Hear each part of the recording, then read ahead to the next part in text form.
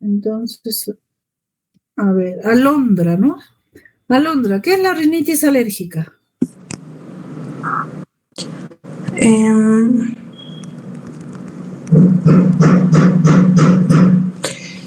La rinitis alérgica es una inflamación crónica de la mucosa nasal.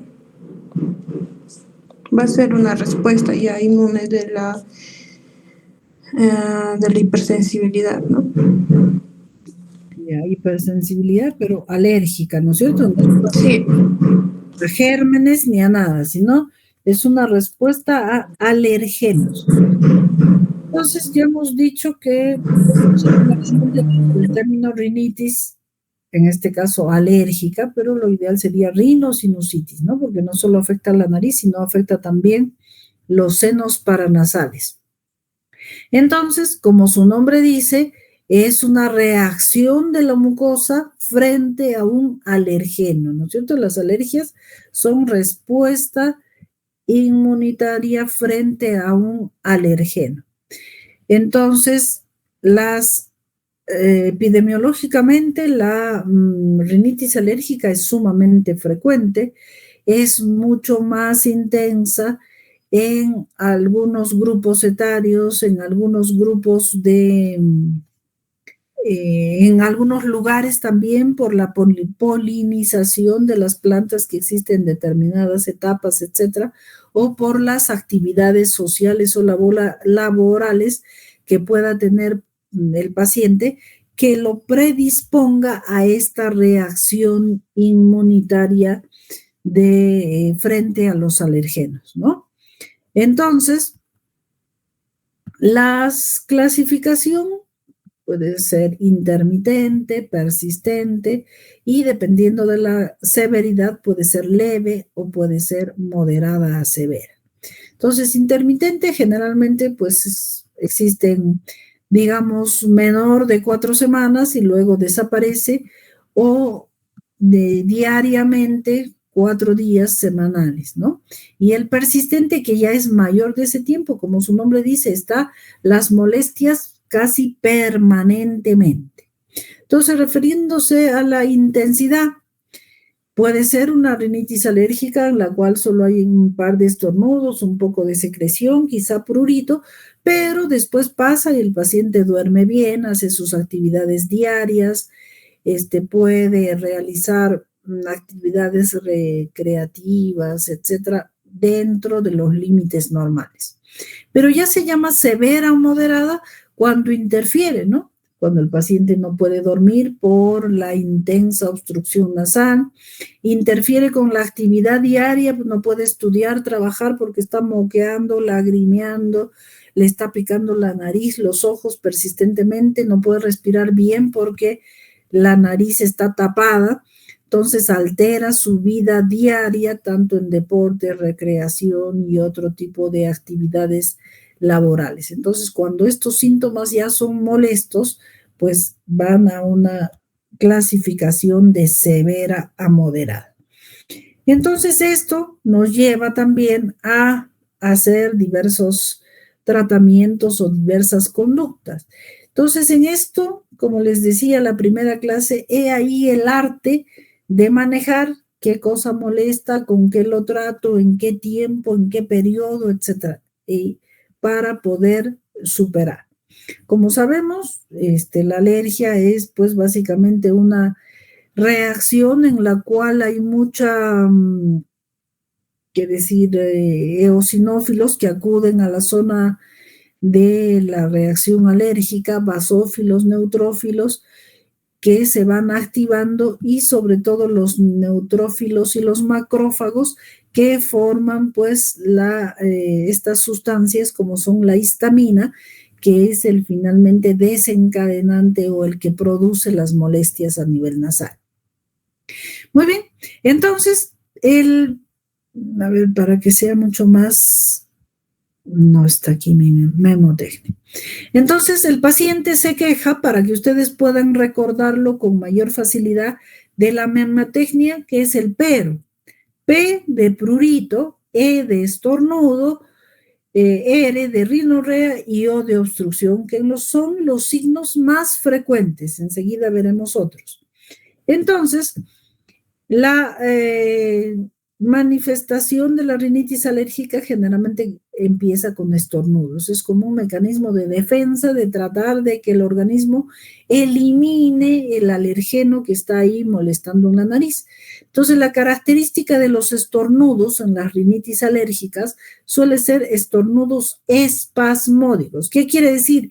Seguidos, muchos estornudos consecutivos que presenta el paciente, seguidos de una rinorrea. Las características de la rinorrea que son acuosas, vale decir como el agua, cristalina y bien líquida, que empieza a segregar en la nariz como respuesta a este alergeno. Entonces, esta respuesta de los alergenos, la histamina, lo que produce es edema de las mucosas, sobre todo de las mucosas de los cornetes, que como sabemos es el mayor área de mucosa que hay a nivel de la nariz y de la mucosa septal también. Entonces, hay un edema de los cornetes que obstruyen la nariz después de esta crisis de estornudos y de la rinorrea. Y como consecuencia de la histamina, igualmente se produce prurito. El prurito puede ser solo a nivel nasal, puede ser a nivel de los ojos también, de la garganta, de los oídos. A todo ese nivel, el paciente que puede quejarse de prurito nasal. Entonces, ¿qué encontramos en nuestro examen físico? Cornetes edematosos, secreción, aquí ven hilitos como telitas de araña, pero si logran ver son de secreción transparente, filante no se ve secreción amarilla, verdosa, etc. Y los cornetes generalmente tienden a ser pálidos de un tinte violáceo. Entonces, podemos hacer un examen endoscópico también mucho más profundo. Podemos, para disminuir ese edema de los cornetes y ver mejor las mucosas, podemos usar un poco de algún vasoconstrictor tipo epinefrina, fenilefrina o cimetazolina para hacer vasoconstricción y mirar con mayor detalle las características de las fosas nasales. En cuanto a los exámenes complementarios, podría hacerse examen de eosinófilos, va a haber una cantidad de eosinófilos importante, igual que cuando hay parasitosis, y ahí vemos en el microscopio la abundancia de eosinófilos e inmunoglobulina E que van a estar aumentadas en este tipo de pacientes atópicos, ¿no?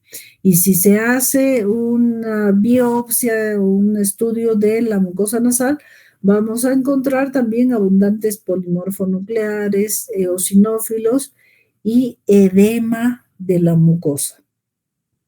Ahora, para el tratamiento más importante de las alergias en general sería pues evitar el contacto con el elemento o con el alergeno que nos produce la reacción. Por ejemplo, si uno es alérgico al pescado, lo ideal es no comer pescado, ¿no es cierto?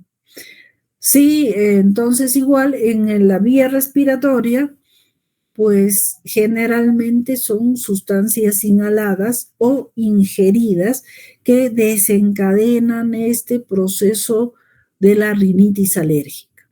Entonces, es muy importante la observación del paciente para más o menos saber qué es lo que le desencadena este proceso alérgico, ¿no?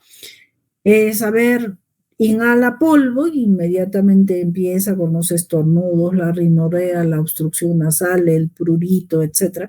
Entonces, lo ideal en lo posible sería evitar el polvo, ¿no? ¿Y cómo lo evitamos?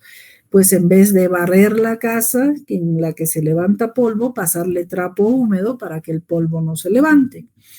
Evitar elementos que predisponen al acúmulo de polvo, ¿no? Libros, cortinas, alfombras que crean mayor polvo.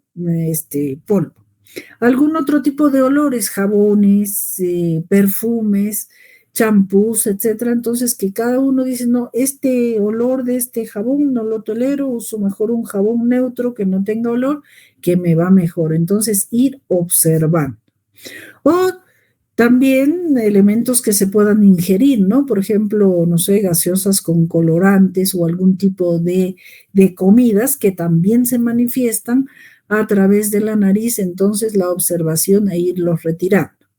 Se puede hacer test de alergia, como ven aquí, de inocular diversos alergenos y esperar un tiempo y ver la reacción, ¿no? Pero pues aquí hacemos de 15 o 20 elementos, pero los elementos que existen en el mundo son muchísimo más y quizás ahí no aparezcan, ¿no? Entonces no siempre pueden ser definitivamente útiles. Entonces, y para el proceso activo, para el proceso en el cual la rinitis alérgica está muy intensa, entonces vamos a darle un tipo de tratamiento. Como decíamos, lo primero, evitar el alergeno. Segundo, hacer limpieza de los mocos. Existen lavaditos nasales, por ejemplo, para poder lavar el polvo, las sustancias alergénicas que pudieran acumularse allí. Ahora, el tratamiento médico que vamos a usar en esa crisis, haciendo un paréntesis, los problemas alérgicos generalmente van en ondas, ¿no? Tengo contacto con el alergeno, desencadena la enfermedad, mucha molestia, etcétera. La trato y desaparece o disminuye las molestias hasta un nuevo contacto con un nuevo alergeno. Entonces, el tratamiento médico principalmente está destinado a los corticoides y antihistamínicos. Como ustedes saben, los corticoides vía sistémica, sea oral o parenteral, tienen muchas complicaciones y pueden producir, incluso otras patologías. Entonces, sí se usa corticoides sistémicos por un periodo muy corto y para combatir una intensa molestia, una enfermedad severa, ¿no es cierto? Pero lo que más usamos actualmente son pues los corticoides tópicos, que se llaman, que vienen en pequeños chisguetitos, para usarlo como corticoide tópico, y está exento de esas complicaciones sistémicas que tienen los corticoides. Entonces su absorción a nivel de la sangre es muy poco y sí tienen mucha ayuda a nivel local en los casos de la rinitis alérgica. Entonces los corticoides que se manejan a nivel tópico como inhaladores locales, generalmente están pues la mometasona, la fluticasona, que son corticoides tópicos de poca absorción sistémica. Y otros son los antihistamínicos, que como ustedes saben hay de varias generaciones, hay muchísimos. Los más antiguos, la clorfenamina, por ejemplo, muy buen antihistamínico, pero tiene el inconveniente de producir cierto tipo de somnolencia que a veces con el estudio o el trabajo pues resultan incómodos, ¿no? Luego salieron los antihistamínicos de segunda generación, que tienen acción antihistamínica, pero menor somnolencia, ¿no? Y cada vez van modernizándose mucho más los antihistamínicos. Entonces, habría que darle los antihistamínicos. Siempre o generalmente los antihistamínicos los recomendamos tomarlos por la noche. ¿Por qué? Para evitar el tipo de somnolencia que hay. Dependiendo del paciente, dependiendo de la cantidad de medicación que ha tomado, hacen también una cosa que se llama taquifilaxia, ¿no? Que el organismo se acostumbra al medicamento, entonces el medicamento ya no suele ser tan efectivo como lo era en etapas iniciales, ¿no? Y también la respuesta del paciente suele ser un poco distinta con diversos medicamentos. Por ejemplo, hay pacientes que dicen, no, a mí mejor me va con la cetiricina. El otro dice, no, a mí mejor me va con la fexofenadina. En fin, entonces también como los pacientes estos de rinitis alérgica son crónicos, generalmente ya han probado muchos antihistamínicos y suelen referir tener mejor respuesta antihistamínica con uno u otro antihistamínico. Entonces, en eso también hay que tener en cuenta para la indicación, ¿no? O siempre preguntarlo. Bueno, anticolinérgicos, que disminuye un poquito la rinorrea, pero también los antihistamínicos tienen esa actividad de disminuir la producción de moco y eso disminuye pues la molestia de estarse sonando la nariz persistentemente, ¿no? Hay quienes usan cromoglicato de sodio o sódico también para disminuir el prurito, aunque también esa actividad la hacen los antihistamínicos que disminuyen el prurito tanto nasal, ocular o de los ojos como reacción de los alergenos. Vasoconstrictores, esto ya lo habíamos conversado la vez pasada, que los vasoconstrictores podrían ser útiles en un momento de mucha molestia, que haya mucha obstrucción nasal, ¿no? Porque justamente su efecto es vasoconstreñir, o sea, disminuir el edema. Entonces, la mucosa que está así toda grande, edematosa, obstruyendo, se retrae y deja más permeable la fosa nasal.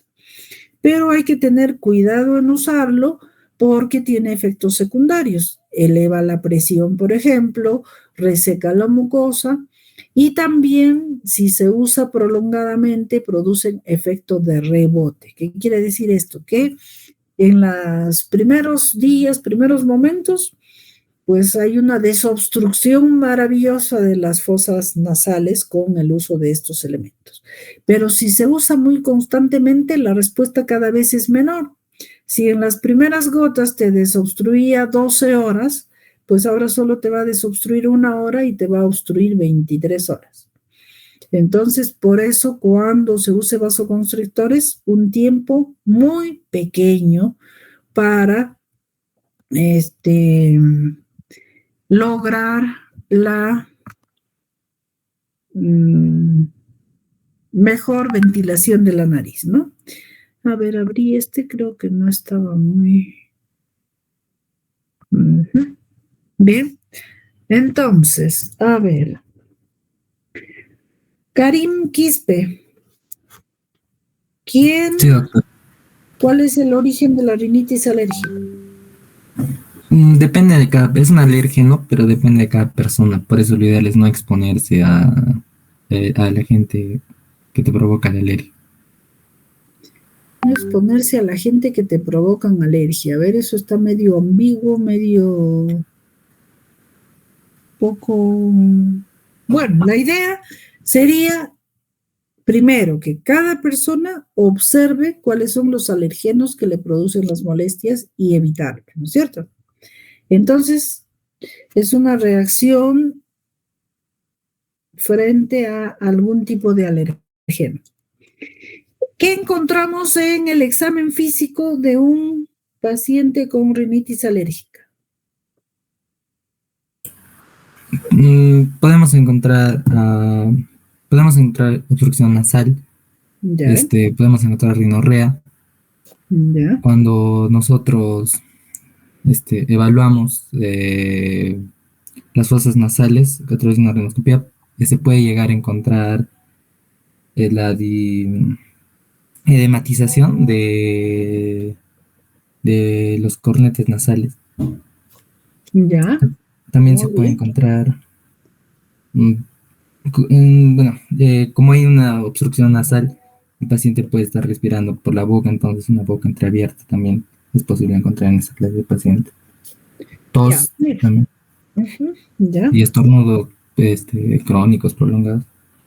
ya. Entonces, las manifestaciones clínicas más importantes, bueno, aquí tampoco no está mi memotecnia, ¿no? Habíamos dicho, para que se acuerden bien, el pero, ¿no es cierto? P de prurito, E de estornudo, R de rinorrea y O de obstrucción.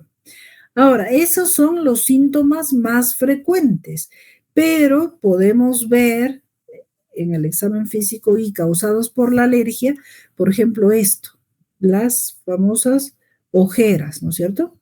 Y las ojeras de la rinitis alérgica, por ejemplo, generalmente son simétricas, bilaterales, en el cual hay un poco así de edema y da este aspecto de ojo cansado del paciente. ¿Por qué? Porque cuando hay prurito nasal, pues el paciente, o digo ocular, el paciente tiende a frotarse los ojos y ocasiona tener estas ojeras. Otro signo que podemos encontrar en los riníticos crónicos es esta línea entre la unión de la pirámide nasal ósea con la cartilaginosa.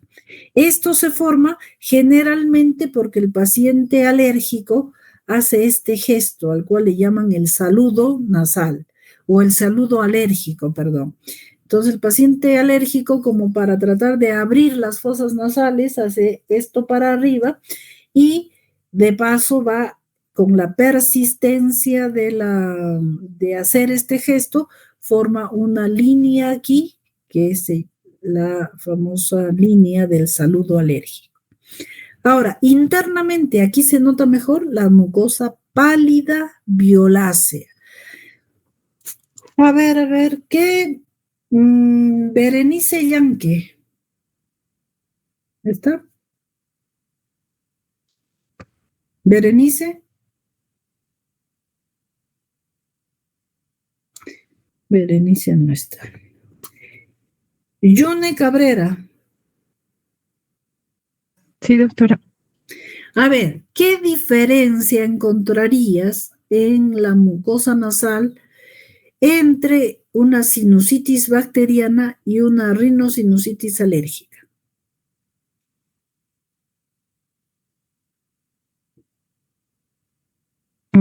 Ya.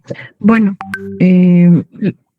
una de las diferencias que encontraríamos, por ejemplo, ¿no? Para utilizar la imagen que está en la pantalla, es que en una sinusitis bacteriana, si es que en caso existe el edema, la coloración de las mucosas van a ser más rojizas, ¿no? En cambio, en una sinusitis alérgica, vemos que la mucosa tiende a tener un color más azulado, o violáceo, o un color pálido, ¿no? Ahora también podríamos distinguir en la secreción que va a haber, en los moquitos, ¿no? Que va a haber en la secreción nasal. En rinitis alérgica va a ser más acuoso, la secreción nasal va a ser más acuosa, más transparente, y si fuera bacteriano va a ser más mucopurulento, podría ser amarillo o podría ser verdoso.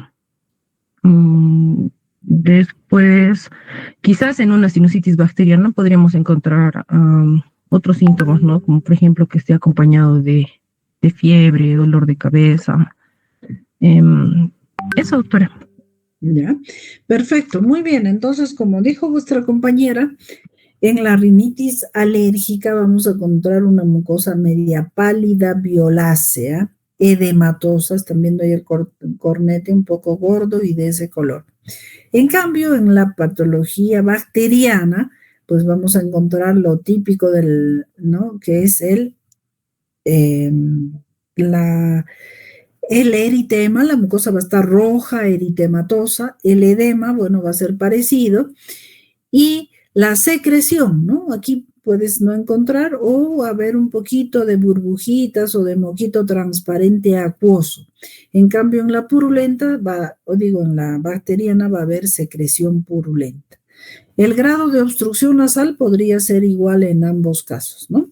Entonces, eso también hay que recordar y diferenciar entre el uno y el otro. Bien, entonces, ya, muy bien. Entonces, también los pacientes alérgicos a veces tienen así los ojos bien enrojecidos, como hipervascularizados, uno por la propia reacción alérgica que podría ser, y otro porque a veces los estamos estimulando frotando los ojos, ¿no? Ahora, la rinitis alérgica, rinitis, estamos hablando de nariz, ¿no es cierto? Nariz y senos paranasales en relación a un proceso alérgico. Pero las alergias no solo están en la nariz, pueden haber alergias en la piel.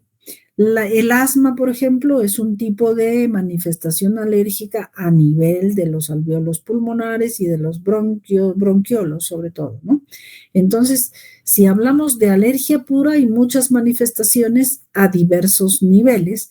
Ahora, la rinitis alérgica puede asociarse con las otras alergias, puede asociarse con esto, con una reacción alérgica de piel, de un eczema, por ejemplo, o puede asociarse con el asma, ¿ya? Entonces, hay una gran cantidad de pacientes asmáticos que también tienen rinitis alérgica, ¿ya? Entonces, a ver, bueno, son para diferenciar, ¿no? Aprovecharemos estas imágenes. Tenemos aquí, este es el septum, cornete inferior. El cornete inferior lo ven un poquito edematoso. Aquí algunos poquito de moco transparente, entonces esto estaría más de un proceso alérgico, ¿no es cierto? En cambio, aquí, miren, esta es un pólipo que aparece allí en la parte más profunda y un antrocoanal, o sea que está saliendo de la parte del seno maxilar y se extiende hacia las coanas. Su color no es tan blanquito nacarado y sobre todo si está ya más expuesto se hace ligeramente rosado, pero hay que hacer esos diagnósticos diferenciales, ¿no? Esto ya lo hemos visto diariamente en las prácticas que hacemos, que el cornete a veces está un poco grande, hipertrofiado por X razones, por el tabique desviado, por problemas alérgicos, por problemas infecciosos también. Y aquí, si ven en esta ranura, está ese tejido blanco nacarado brillante que correspondería a un pólipo. Igualmente, este es otro pólipo nasal y un pólipo muy extenso o un antrocoanal. Igualmente, como les decía, la tomografía nos da para diferenciar qué tipo de lesión y cuánta, para según eso poder hacer el tratamiento quirúrgico. En esta imagen también, miren, muy típico de una rinitis alérgica. Del pólipo, de ese medio blanco nacarado y con secreción transparente. Ahora, puede ser más blanquito, puede ser ligeramente amarillo o un poco más amarillo, dependiendo un poco de ¿qué diríamos? Edad del pólipo. Un pólipo casi recientemente formado tiene un color un poquito más claro, más que tiende a lo blanquecino transparente. Un pólipo que ya tiene más tiempo ya se torna amarillo. Y un pólipo que lleva años ahí lo van a ver bastante amarillo, ¿ya? Es como la grasa. La grasa vieja es bien amarilla, ¿no es cierto? Y la grasa nueva es un poquito más clara, más transparente. Muy bien, hasta ahí dudas, chicos. ¿Dudas, preguntas?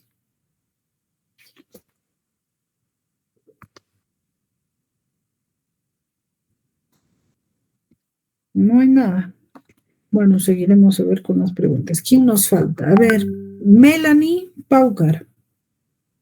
Presente, doctora. Buenas tardes. Hola. A ver, ¿qué hemos hablado? A ver, en las patologías que hoy hemos visto, ¿en todas existe obstrucción nasal?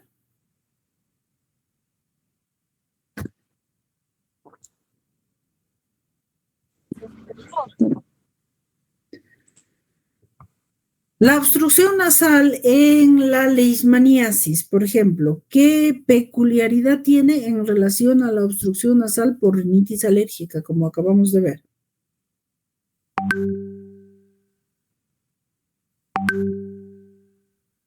Melanie, ¿está ahí?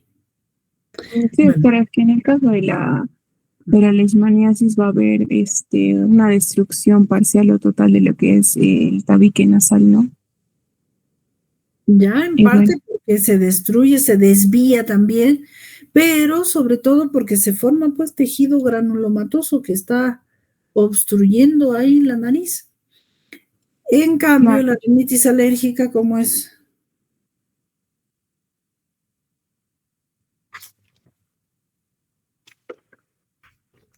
Lo que acabamos de ver. En el caso de la rinitis alérgica, pues lo que va a haber es la obstrucción nasal, también la rinorrea acuosa, como mencionaba, ¿no? Este líquido transparente. Incluso lo que era la secreción nasal, ¿no? Claro, y básicamente el tipo de lesión. En una enfermedad granulomatosa, pues hay tejido, un crecimiento granulomatoso que está obstruyendo. En cambio, en la rinitis alérgica es edema de la mucosa del cornete o del cornete básicamente, ¿no? Y también del septum nasal. A ver, Melanie, dime partes de la pirámide nasal.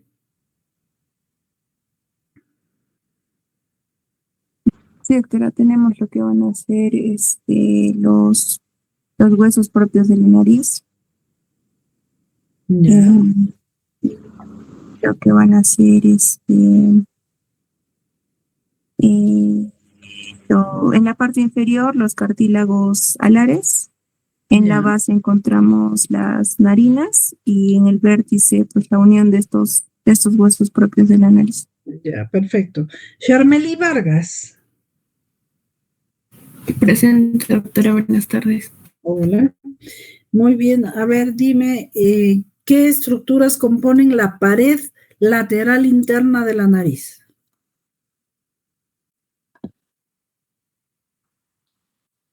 Ya, doctora, sería el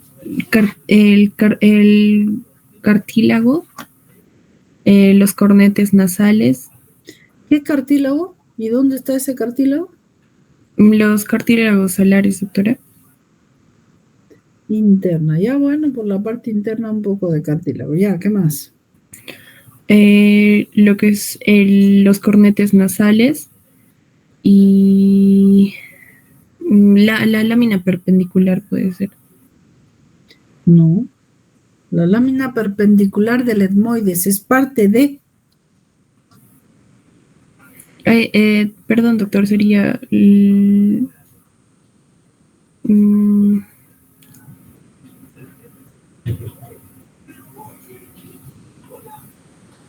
la lámina, no.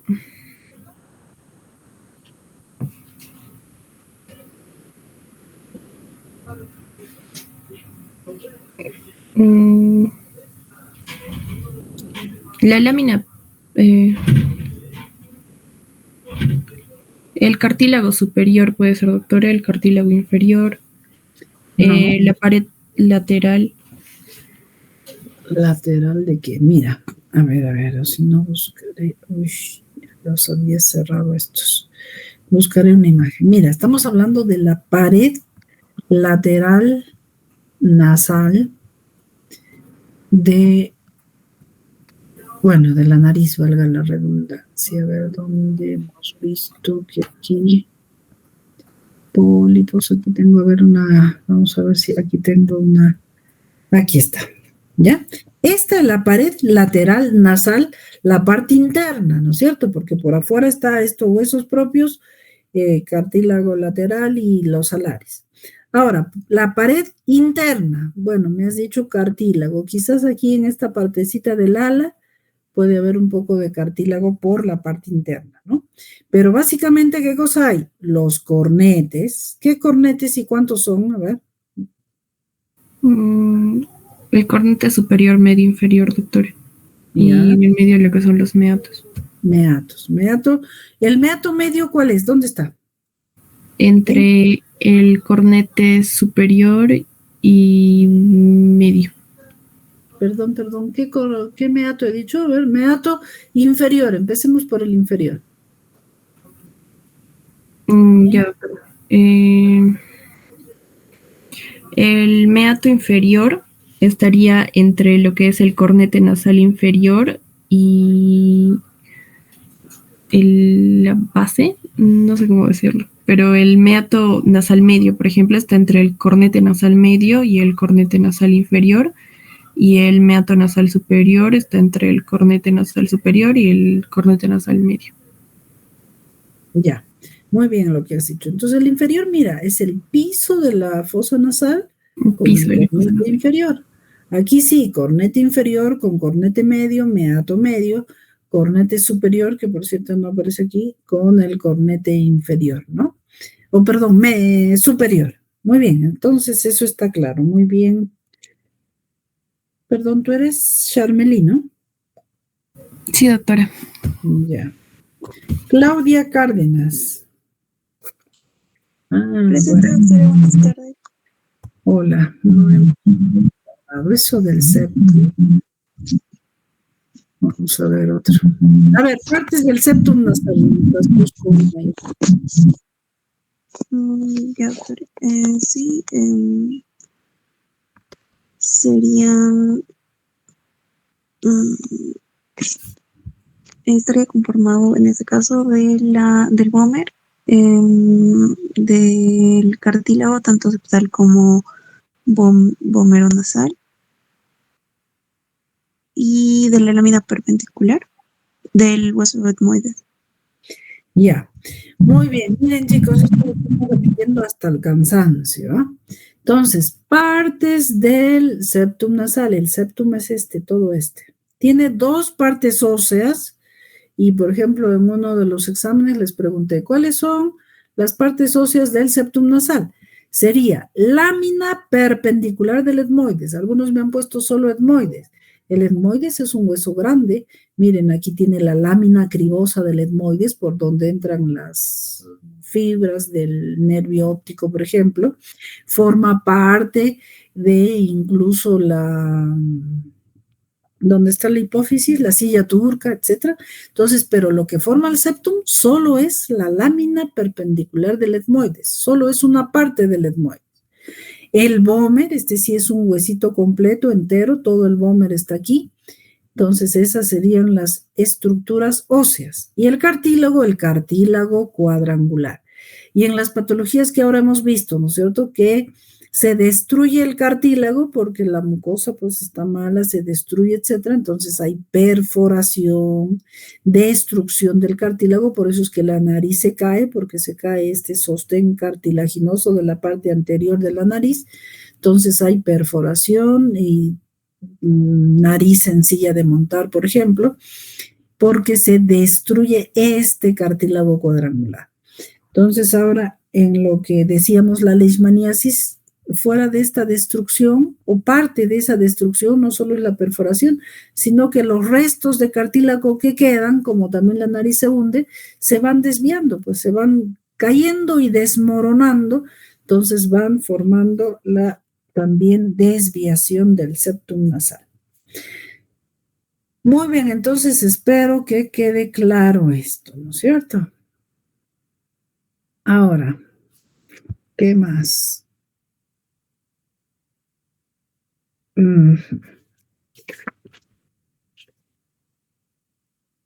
Ya.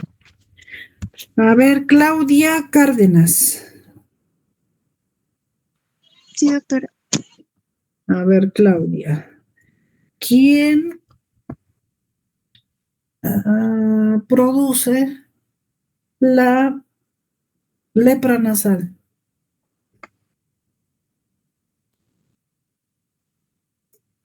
Doctora, sería el Mycobacterium leprae.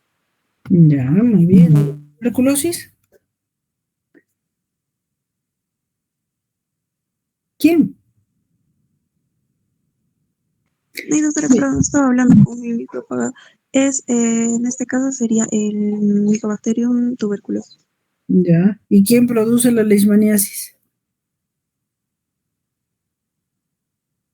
Ay, perdón, el Mycobacterium leprae. ¿La leishmaniasis produce el Mycobacterium leprae? Ay, no, doctora, me he equivocado, pero ¿Quién produce la leishmaniasis? el bacilo de Koch. Ush. Ya, bueno. A ver, lo vas a estudiar para la próxima. Jorge Guamán. Ya. A ver, les responde lo mismo. ¿Quién produce la leishmaniasis?